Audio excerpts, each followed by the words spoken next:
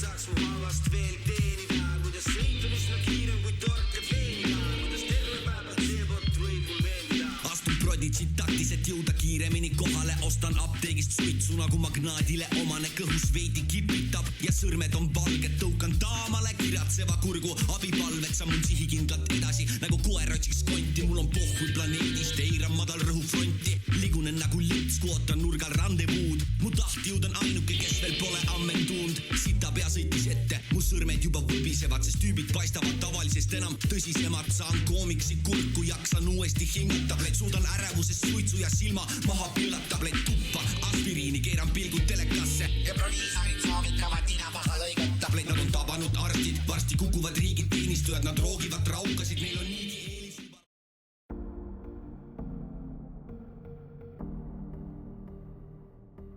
Veebruari alguses võeti sotsiaalkomisjonis siinsamas Riigikogus ette ravikanepi teema.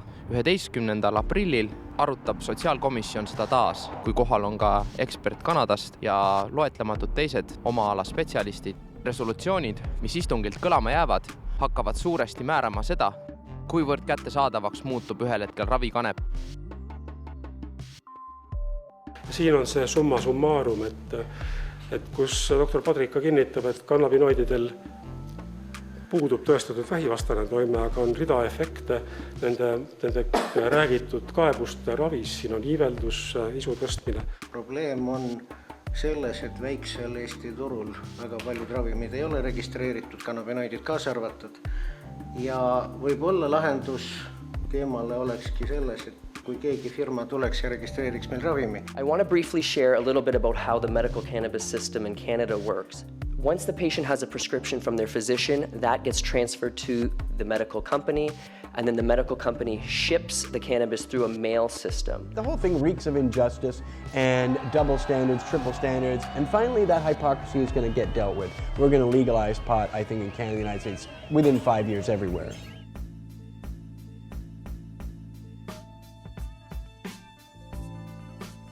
Kanepituru parema reguleerimise ettepanekud Riigikogule oli 1168 toetusallkirjaga. Teine pöördumine. Ravikanep tuleb patsientidele reaalselt kättesaadavaks teha. Seal oli allkirju 1417. See on algatatud erakonna Eestimaa Rohelised poolt. Tõepoolest ei eksportist ega tootmisest juttu tegelikult ei olnud. Lihtsalt selle seltskonna jaoks on täiesti ületamatu isegi see, et kanepit võiks nagu raviks tarvitada.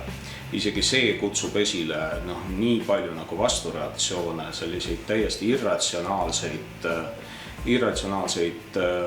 mõtteid ja väljaütlemisi. Valuseltsis on meil selline arst nagu Kabovitš, kes on äge kanepi vastane. Väga äge, ta ei kohku tagasi valetamast avalikult. Onkoloogiliste haigete guideline'is ei ole soovitatud kasutada kanepit vähihaigete ravis. Õigemini nende vähivalu ravis. Ma olen kuulnud, et ravikanepiga tõesti, eks oli vähkise raviga. Üritatakse arendada välja preparaate. Loobutakse tegelikult võib-olla potentsiaalselt oma tervistavast ravist ja soovitakse midagi looduslikku. Mina arvan, et nendel, kel seda vältimatult vaja on, tuleb seda võimaldada. Me saime kaamera ette ratastoolis mehe. Kannabinoidravi seisukohast võib teda nimetada nii-öelda mudelpatsiendiks. Kuigi Eestis on CBD-õli väiksemates kogustes legaalne, tunneb ta, et polüsklerosi haigete vajadus THC-õli järele jätab arstid suhteliselt külmaks. Mul on jalad on hästi spastilised ja see võtab selle spastilisuse oluliselt maha. Mina olen ainult seda CBD-põhist õli nagu võtnud, kui seal oleks ka natukene rohkem THC-d. Võib-olla oleks see efekt oleks suurem ja ma saaks rohkem täisväärtuslikku elu elada. Kui me tuleme korraks selle Riigikogu sotsiaalkomisjoni istungi juurde. Seal läks natukene käest ära. Hakkasid mitte asjakohased kommentaarid üksteise vastu nagu käima, selle asemel, et asja nagu arutada patsiendist lähtuvalt. Ma ei ütle üldse niimoodi, et inimesed, kes praegusel hetkel siin laua taga on, mingil moel nagu ise seda propageeriksid, aga inimesed väga palju ise tõlgendavad seda sellisel moel ja omistavad ravikanepile väga suure ka sellise nagu imerohu renomee. Mul on selline palve, et kuna ma andsin sõna selleks, et mitte propageerida MTÜ Ravikanepit, vaid selleks, et esitada küsimusi ettekandjatele või esitada oma seisukohti nimetatud teema osas, siis paluks jääda nagu päevakorra juurde. Palun. Minul oli komisjonis istudes väga piinlik. Piinlik oli kuulata kogu seda jama, tähendab neid igasuguseid kummalisi võrdlusi ja igasugused kirjade ettelugemisi, mis üldse, absoluutselt ei puutu antud küsimusse. Pealkiri on terviseks ganja, võib-olla hääldatakse ganja, ma ei tea, aga tekst on siis järgmine. Tee äratus õigel ajal, hüüumärk. Palun Sotsiaalministeeriumilt tunnistust, luba kasutada ja osta ravimit seaduslikult. Mulle teeb muret silmade tervis, kuid tean head rohtu kanep, meditsiiniline. Häda on suur ja ootan mingit sertifikaati, tunnistust heaolust. Teiseks räägin perearstiga ja uuringuni saan silmadele puhkust abi. See ravirohuga ei pruugi pikka aega kesta. Eesti-poolne ettekande tegija ja ekspert, eks ole, hakkas kanepiravi, mis on üle maailma tegelikult täiesti aktsepteeritud ja mille kohta on PubMedis ehk sellisest meditsiiniuuringute andmebaasis artikleid, ma ei tea, üle 4000 kindlasti ja neid tuleb järjest juurde ja millel on väga korralikud teaduslikud põhjendused ja näidustused ja nõnda edasi. Võeti siis mingisugune Mart Juure tsitaat, keda ma väga austan humoristina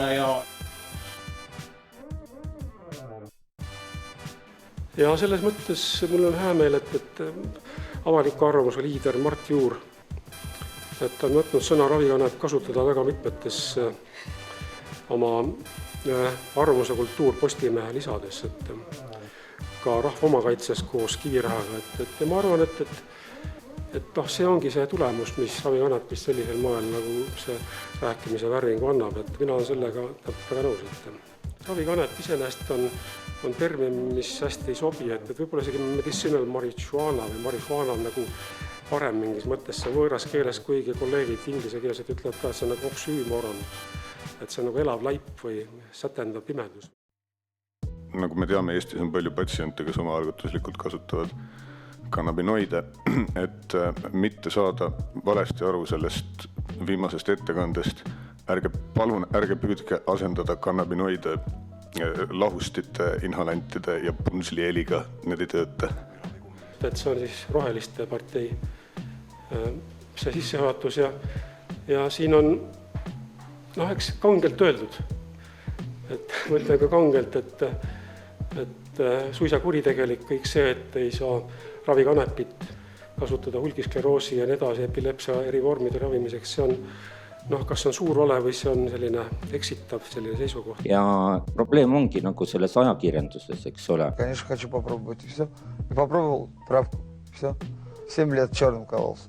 See tekitabki küsimused. Patsientidel endal on suhteliselt vähe. Nii nagu siin ilusti Solevil oli näidatud need artiklid, mis ilmuvad ajakirjanduses ravikanepist. Vähihaigete hulgas tegelikult ka on väga vähe küsimusi selle kohta.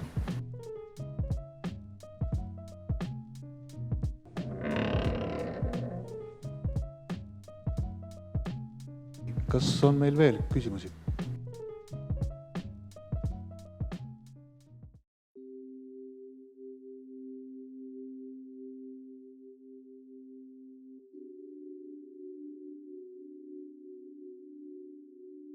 Riigikogu istungil Mart Kalvet esitas küsimuse Maris Jesse üldisele ringkonnale ka, et kui kiiresti, kui tõhusalt, kui palju patsiente peab, kui palju kannatama selle nimel? Et lõpuks siis nagu arstid oleksid nõus neile näiteks siis Sativeksi välja kirjutama.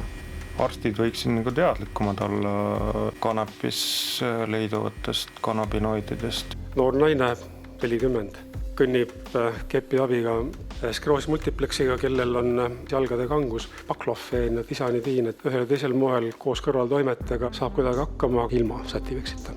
Kui nad kuulevad seda kanepi sõna, siis paneb juba omad pidurid suhtlusele peale.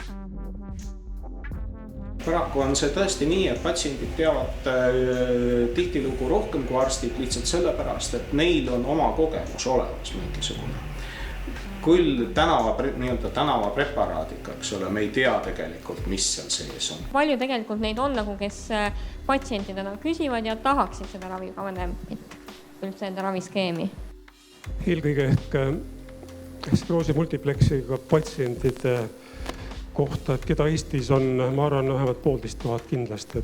Üks on tõesti jõudnud ametliku taotluseni, aga kindlasti on palju rohkem neid jutte ja neid on vähe, väga vähe. Et selles mõttes tundub tõesti, me räägime asjast, mida tead nagu ei olegi. Ja võib-olla väga vähe on neid, kellel see huvi oleks väga tõsine huvi. So Mark was started on CBD oil. He cannot get high from this substance whatsoever. After his third visit, his parents reported he was having 95% less seizures. His parents have now told me that with the reduction in seizures, Mark was able to start talking for the first time. He was walking for the first time. And he is hitting all of his milestones as a child. Heavy cannabis use in adolescence is a problem and a risk on the developing mind of someone under the age of 25. And the concern is that it may cause long-term anxiety and depression in young people who are using heavy amounts. And these tend to be recreational users, not medicinal users. The average Canadian company has to spend about $5 million to produce their first gram of cannabis. So that is a barrier to entry. Firmadel puudub mingi majanduslikult otstarbekas põhjus korraldada neid hirmkallid ravimi uuringuid. Võiks ju teha sellised teaduslikud uuringud, randomiseeritud uuringud, kus seda uurida. Aga ei ole praegu. Kui nemad teevad uuringu, mis ütleb, et THC sobib selle või selle vastu, siis tegelikult võib ju igaüks seda THC tootma hakata. Sellega seoses väike mõtlemiskoht Eesti võimuesindajatele. Sellest saaks kasu nii patsiendid, riik kui ka ettevõtjad. The most recent estimates from the US suggest that the cost of cannabis prohibition is over $40 billion per year.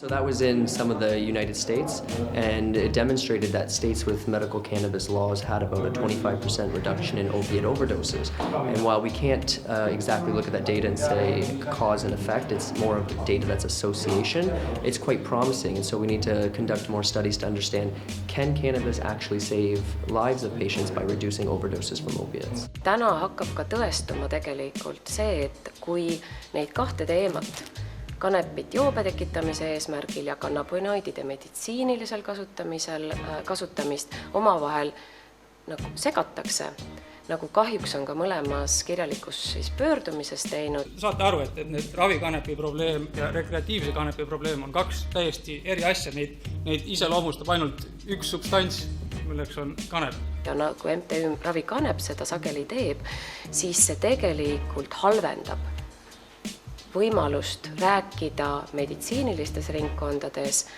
kannabinoidide kasutamisest, arstidel tegelikult soovitada. Skisofreenia, psühhoos. Millegi pärast neid asjad väga ei tule välja ravimiuuringutest. Meil on Sativeksi patsient aastaid üle 1500. Isegi rohkem. Me peame aru saama, et kui me räägime kannabinoidide meditsiinilist tarvitamisest, me ei räägi rekreatiivsest tarvitamisest. Me ei räägi sellest, et me kasutame kannabinoide sellepärast, et me tahame pilve saada. Nad kasutavad kannabinoide sellepärast, et nad tahavad oma vaevustele leevendust saada. Sama asi on opiaatidega. Kogu aeg kasutatakse opiaate valuravis, elementaarne. Aga keegi ei eelda, et need patsiendid kasutavad neid opiaate sellepärast, et nad tahavad pilves olla. Ja kuivõrd keeruline ta on, oleneb juba konkreetsest arstist, kui hästi on see ette valmistatud. Dr. Kabovitš ütleb, et see on arsti otsus ja ainult arsti otsus, aga tänapäeva maailmas see on nonsense. Näidustused, mille puhul võiks kanepi droogi või ka siis tööstuslikult toodetud kanepipreparaate kasutada, on kajastatud. See võiks olla siis skleroosis multiplexi või hulgiskleroosi puhul Spastilisus, üks patsient Eestis on seda ravimit selle puhul ka saanud. Tähendab, täna maailmas räägitakse kogu aeg sellest, et patsient peab olema raviprotsessi kaasatud, et siis on tulemused parem. Patients have to come up, right? You're a larger voter mass than the small doctor groups. Väga suur enamus tunduvad olevat sellised patsiendid, kellel on väikene psüühiline igapäevane ärevushäire või igapäevane meeleoluhäire, ei pruugi olla need, kellel on ainult terminaalselt rasked haigused, mille vastu erinevad ravimkokteilid ravimpumpadega enam ei toimi, vaid need võivad olla inimesed, kes näiteks soovivad vältida alkoholist tingitud kahju perekonnale ja ühiskonnale. Do you have a medical marijuana card? What about Joy? I do. What medical condition do you have? The condition is children, jobs, life. Nad on küsinud, proovinud ja ka lõpetanud bensodiasepiinide kasutamist ja paljud nendest on proovinud alkoholi kasutada, siis selle lõpetanud ja tulnud tagasi või liikunud kanepi juurde. These chemicals can even give you depression, which is figuratively the definition of irony. And we have no way to anticipate what the side effects will be because again, we have no idea how these things work. Siin tasuks sedapidi ka mõelda, kas igapäevane antidepressant on õige, igapäevast bensodiazepiini juumeditsiin ei soovita, igapäevast alkoholi ka loomulikult mitte. Benzodiazepines are also something that we're seeing is overprescribed for patients that have anxiety. And the combined use of benzodiazepines and opiates is leading to many unintended consequences, particularly death. We spend billions and billions and billions and billions and billions and billions and billions and billions and billions and billions of dollars every year on pharmaceutical medications designed to treat anxiety. 86% of heroin users report that their addiction to heroin started with some form of prescription opiates. And then sometimes after the heroin's not working, they turn to street fentanyl, which is even more potent. Oluline on eristada omavahel kannabinoidide kasutamist meditsiinilisel näidustusel ning siis kanepi tarvitamist joobe tekitamise eesmärgil, sest inimene millegi tõttu ei taha kasutada alkoholi või muid uimasteid, vaid arvab, et kanep on tema jaoks selline ohutuim niisama joobe tekitamise vahend. Inimesed, kellel on terviseprobleem, alustage oma terviseprobleemi lahendamist perearstist, mitte tulundusühingutest. Aitäh! Et see bürokraatia on see probleem, mida tegelikult on vaja lahendada, sellepärast, et arstidele ei anta võimalustki praktiliselt neid ravimeid välja kirjutada. Arstil puudub huvi, kui patsient teda ei survesta ja kui teda oluliselt ei survesta. Ja muidugi selle peale võib alati arst ka politsei kutsuda, sellepärast, et reeglina need, kes survestavad, on ka ise kanepit juba tarvitavad meditsiinilised eesmärgid. Kas te oskate öelda, kui palju täpselt peab inimene kannatama ja kui palju erinevaid mittetöötavaid ravimeid läbi proovima, et arst lubaks tal katsetada ravikanepiga? Läbi teie on seda üsna ausne mõttetu, eks ju, edasi anda. Tegelikult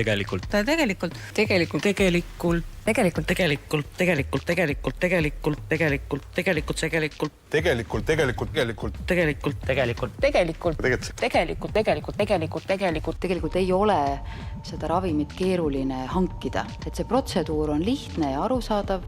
Eestis probleemiks on kannabinoide sisaldava ravimi mitteregistreeritus ja selle tõttu me ei saa seda välja kirjutada tavalist moodi, kui on tõesti see üksik haige olemas, kellel on seda vaja. Paar patsienti, vähe patsiente. Vaid see protsess on natuke pikem ja natuke keerulisem. Neil on see võimekus kirjutada, aga üks patsient on saanud. However, medicine is not just a cookie cutter, and each patient that presents in front of you is a patient that you have to look at all of their symptoms and use your best tools to help alleviate their symptoms. Medicine is not just science, it's art and science. And a lot of the physicians are very intelligent people that have to use those skills and their observational skills to know where it may be indicated, where it may not be indicated, and have reasonable objective goals and measure those. And if it is proven to be effective and you're monitoring them, I don't see the difficulty in that. And we need to be open-minded about what we can use to help people. Ja mina ise ei ole ravinud ühtegi patsiendi kannabinoidiga. Ma olen näinud väga palju patsiente elu jooksul kergeid, raskeid, tavaliste asjadega ja keeruliste probleemide ja olen näinud imelisi paranemisi ja et on kroonilisi närvihaigusi, kus inimesed otsivad ja siis kasutavad väga sageli kannabinoide. Ja näete, 2/3 siin nendest kasutajatest kinnitas hoogude raskuse vähendamist. Kui ma oma haiget vaataksin, siis kindlasti ei oleks see selliste esimeste variantide hulgas, vaid ta on ikka kaalumiseks siis, kui miski muu efekti ei anna ja ma loodan siiski, et miski muu annab. Loomulikult arstina me peame seda kaaluma ja mitte lihtsalt proovima äkki ja kuidas, vaid ikka mingi põhjendatuse järgi. Ja siin me jõuame ikka selleni, et mis on siis tõenduspõhine ja mis ei ole. We use medicine all the time off-label where we may not have the best evidence, but we're using our common sense and our scientific background and best judgment to help people. And we measure it, and if it is helpful for conditions such as Parkinson's, which I do have a number of patients, at least several of them actually are doctors who come to use it for their Parkinson's, and they're reporting that it does help them. It works most of the time. Gracias. Kui vaja, siis tuleb teada, et inimesel ikka parem. Siis ta peab seal piinades vahkima. Ja kogu aeg enne seda mõtet pluss eutanaasia on ka veel keelatud meil. Ja sa tead, ta on loodusest korjatud. Ta ei ole mingi keemia. Põhiline on ikkagi jah see, et kõik tahavad oma kohast kinni hoida.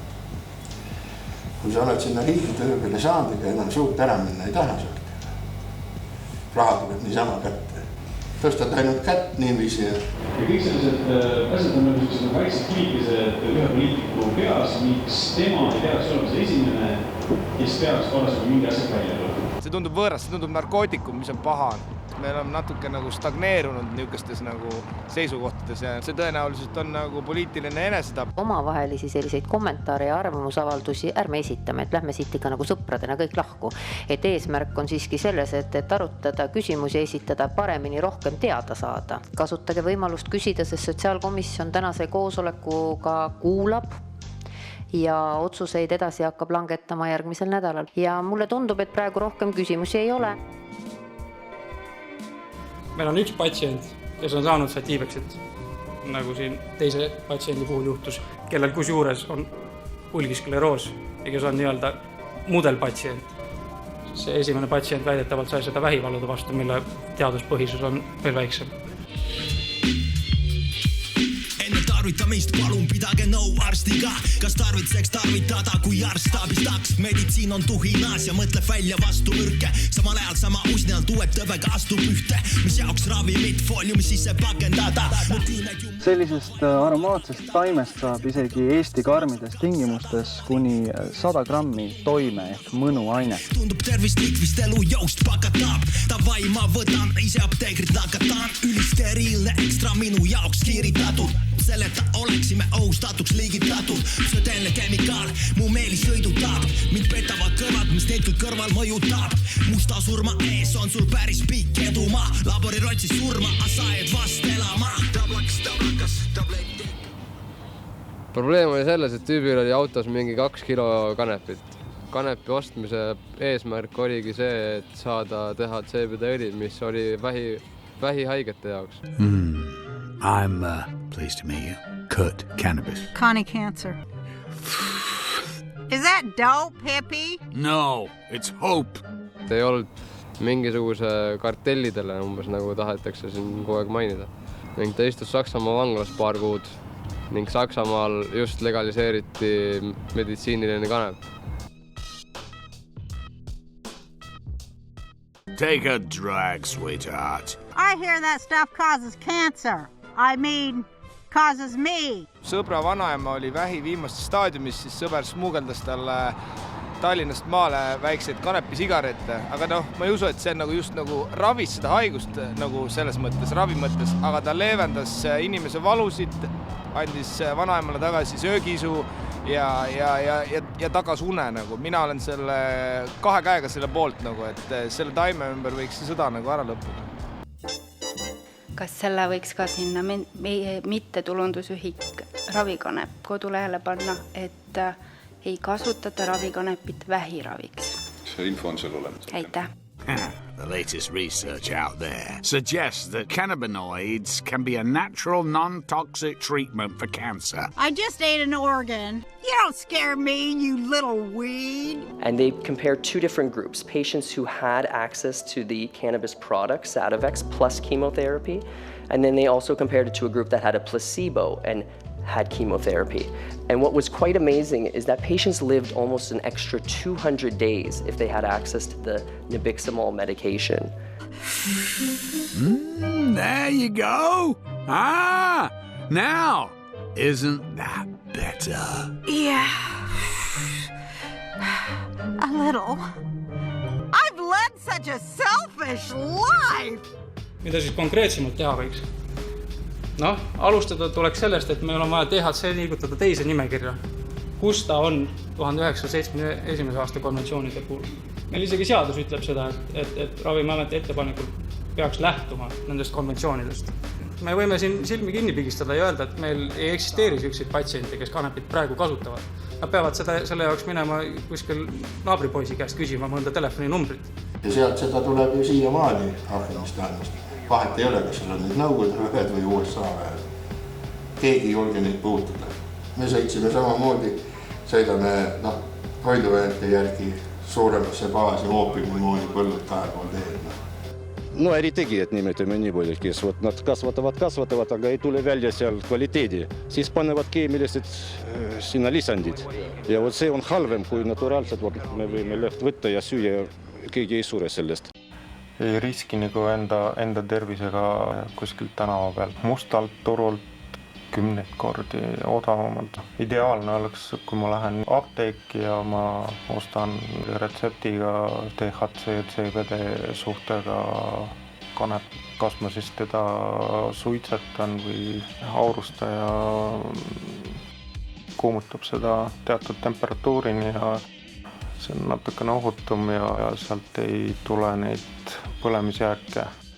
Seda alternatiivset fakti või tõe hüperpooli, mida tänapäeval võib öelda, et see ilmub, mis näitab, kui kasulik, kui tõendatud see on, et ma ütleks, et see mind ei veena, et ma arvan, et see ongi alternatiivne tõde. Märkimisväärne see, et 61. aastaks ei olnud tegelikult teada, mis on kanepi peamine psühhoaktiivne toimeaine.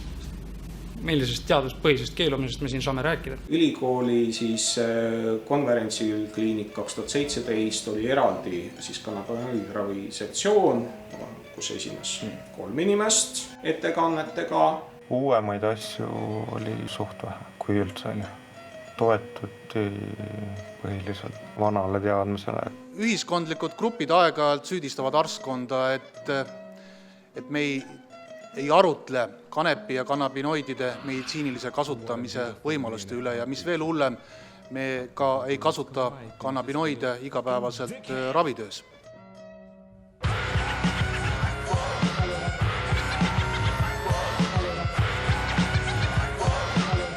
Ma vaatasin selle Kanepiliidu taotlust või kirja, et tegelikult esimesel kohal ei ole enam mitte ravikanep nendel, vaid on kanepi kasvatamise, tootmise, ekspordi rahalised aspektid.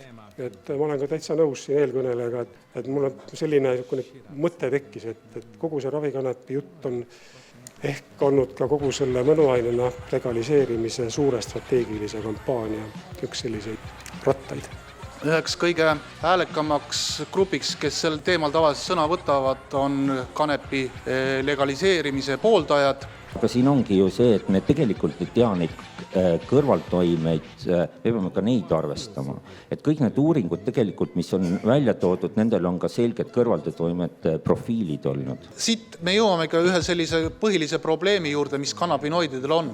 Et väga raske on saavutada terapeutilist efekti ilma, et sellega kaasneksid siis väga paljude erinevate kõrvaltoimete riskid. So if you wanted to have a toxic effect from cannabis, it's impossible because you need to smoke 1,500 pounds of marijuana in 15 minutes. See valuredel ja kanepi koht sellel, siis tegelikult ju skleroosis multiplexi, ütleme sellel raviredelil ka paraku ju kanepil ja kannabinoididel ei ole selles mõttes väljapaistvat kohta. Et mul on käidud läbi kõik enamus ravimid kui võtta multipleksi ravi, no siis on ägenemise ravi ja hormoonid, siis on immuunmoduleeriv ja see läheks siis nagu sümptomaatilise ravi ritta. Ja samas, kui võtta siis pastilisuse ravi. Enamus nendega on kõrvaltoimed, mida ei taha nagu. See MTÜ Ravikanepi raport 2016 aastal nüüd. Jah, arstid võiks selle läbi lugeda, et seal on päris palju, mida kõrva taha panna. Kindlasti on palju toimekamaid preparaate, näiteks praegu on Eestisse jõudnud ka baklofeenipump. CBD kõrvaltoimed? Ei olegi. Üks paremaid kõrvaltoimeid on hea uni. Uuringuid vaatate, uurite igalt poolt, aga ma olen paar aastat siin mööda Euroopat ringi räädanud ja uurinud ka seda kanepit kui ravimina või mida iganes, kuidas te ütlete seda. Ja jube palju on neid arste tegelikult, kes Euroopas ütlevad, et see on hea. Et ma ei saagi aru, kas te ei ole vaadanud Dr. Cristina Sanchest, näiteks Mara Gordon, et huvitav, aastakümneid teevad teadustöid ja täitsa teaduslikult tõestatud asjad.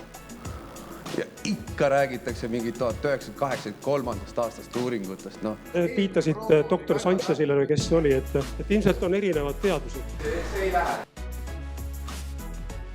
One of the advantages of cannabinoids or cannabinoid-based medicines would be that they target specifically tumor cells. They do not have any toxic effect on normal, non-tumoral cells. Yeah, the patients are very similar to patients that I have back home. I met a middle-aged female with brain cancer who uses very small amounts of cannabis to help alleviate many of her symptoms. I met a patient with rheumatoid arthritis who finds that a little bit of vaporized cannabis a couple times a day allows her to do more functioning at home or attend to her hobbies like playing the piano. And I think these are really important things, and these are evidence of patients who are doing very well with cannabis.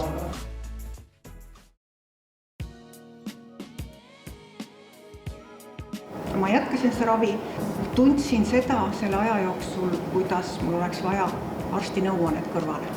Kuidas ma tahaksin teha veretesti, kuidas ma tahaksin saada sellist toetavat sõna. See oli hästi oluline, seda ei olnud. Ehk siis mina oleks see inimene, kes täna läheks kohe apteeki ja vajaks seda. Minust jäi sinna maha üks naine, tema oli selle ringil juba, et arstid ütlesid, et edasine ravi me saame nüüd leevendada ja tegelikult me teid aidata ei saa. Ja neid inimesi nägin ma aidas veel, neid inimesi on palju ja sellepärast minul on üks suur küsimärk selle asja toimetuse juures üldse üleval. Raske teekond saab see olla. Aga seda on alustatud juba, nii et ma tean, et ma saan sellest abi. Kanep on selline halva maiguga sõna. Olenemata meie arstide ja poliitikute skeptilisusest ja puudulikust pealehakkamisest ravikanepi väljakirjutamisel on see Eestis legaalne. Paljud patsiendid on endiselt olukorras, kus nad peavad seda preparaati hankima mustalt turult. Minu vanemal on Parkinsoni tõbi. Tema ei saa ilmselt oma elu jooksul tundma ravikanepi tervistavat potentsiaali. Tema haigus aga andis mulle tõuke seda teemat uurida, sest kanepi preparaatide positiivne mõju Parkinsoni põdevale inimesele on Eestis kauge reaalsus. Kahtlemata joonistub siin välja laiahaardeline ebakõla, millele pole ühest lahendust. Meie praeguses meditsiinipraktikas kuuleb ravikanepi suhtes endiselt palju udujuttu ja vastuolulisi seisukohti. Vanema kannatustele nii kaugel, aga samas nii lähedal oleva leevenduse valguses võib kõrvuti näha patsientide igapäevase reaalsuse erinevaid tahke. Seda, mis on, ja seda, mis võiks olla, aga pole. Mis sellest ei muutu, et läbi me kätte on käinud ja käivad. Nad on, mis nad on. Arsti anna selle luba ja see ongi selline asi,